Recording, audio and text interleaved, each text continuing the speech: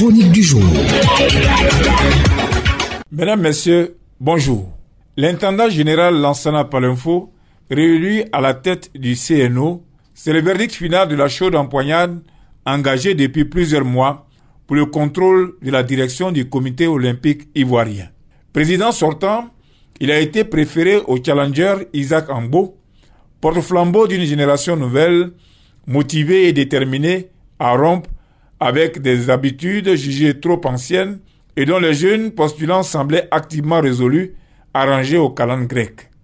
Ainsi donc, la révolution tant annoncée et attendue n'a pas eu lieu.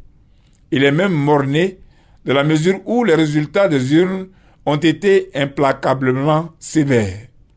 20 voix pour le général contre 9, soit plus de la moitié des suffrages.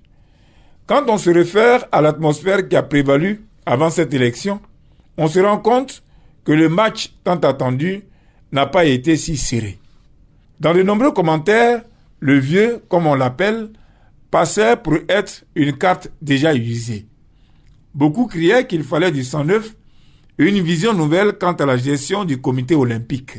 On se rend compte en définitive que cela n'avait pas la juste mesure de la réalité du terrain et qu'en fait, il ne constituait pas la majorité. Cette majorité dont on a besoin dans chaque scrutin démocratique s'est donc exprimée en accordant le mandat au président sortant. Le général l'a gagné et on s'est aperçu qu'il a bien du monde derrière lui, du monde issu des fédérations sportives, mais aussi du monde des observateurs.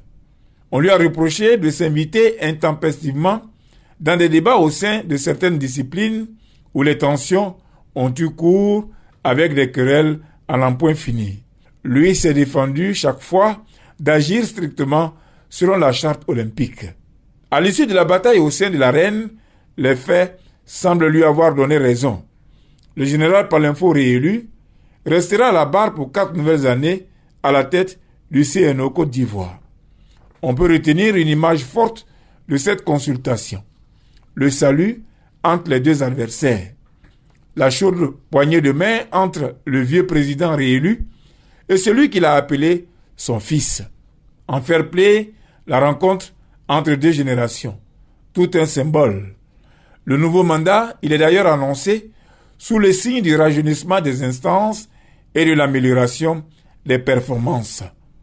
Comme quoi, dans ce débat, la classe juvénile n'aura pas bousculé pour rien et il faut donc vraiment en tenir compte pour les 4 années à venir. Juste un avis, Konaté Idriss, à lundi prochain.